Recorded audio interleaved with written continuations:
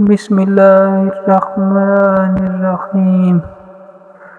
بعض اوقات کسی من پسند شخص کا ہم سے دور ہو جانا اللہ کی طرف سے ایک اشارہ ہوتا ہے یا پھر یہ آزمائش ہوتی ہے۔ جانتے ہیں اللہ تعالیٰ ہماری زندگی میں کچھ لوگوں کو ایک مقصد کے تحت بھیجتا ہے اور بعض کو ایک وقت کے بعد ہم سے جدا کر دیتا ہے۔ اس کا مطلب یہ ہوتا ہے کہ وہ شخص ہماری بہتری کے لیے نہیں تھا، یا اللہ ہمیں کسی اور بہتر چیز کی طرف لے جانا چاہتا ہے۔ قرآن و حدیث میں یہ بات واضح کی گئی ہے کہ اللہ تعالیٰ وہی کرتا ہے جو ہمارے لیے سب سے بہتر ہوتا ہے، چاہے ہمیں اس کا فہم بعد میں ہو۔ اللہ تعالیٰ قرآن پاک میں فرماتا ہے، ہو سکتا ہے کہ تم کسی چیز کو ناپسند کرو جبکہ وہ تمہارے لیے بہتر ہو، اور ہو سکتا ہے کہ تم کسی چیز کو پسند کرو جبکہ وہ تمہارے لیے نقصان دہ ہو، اور اللہ جانتا ہے اور تم نہیں جانتے۔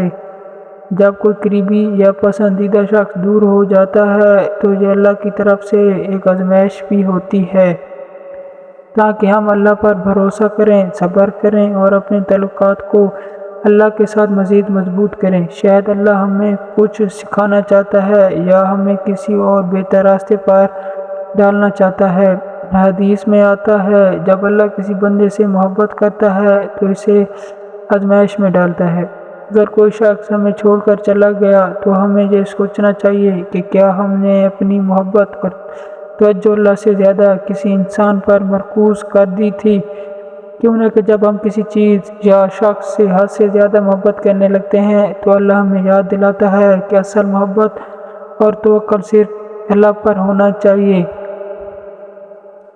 امام ابن قیم رحمۃ اللہ علیہ کہتے ہیں، جب تم کسی چیز کے کھو جانے پر بہت زیادہ غمگین ہو رہے ہو تو سمجھ جاؤ کہ تم اسے اللہ سے زیادہ عزیز سمجھتے ہو۔ بعض اوقات یہ ہمارے اپنے گناہوں کا نتیجہ بھی ہو سکتا ہے۔ قرآن میں اللہ فرماتا ہے، تم پر جو مصیبت آتی ہے وہ تمہارے اپنے ہاتھوں کی کمائی کا نتیجہ ہوتی ہے، اور وہ بہت سے گناہوں کو معاف بھی کر دیتی ہے۔ یاد رکھیں، جب اللہ کسی کو ہم سے دور کر دیتا ہے تو یہ اس بات کا ثبوت ہے کہ وہ ہماری بہتری چاہتا ہے۔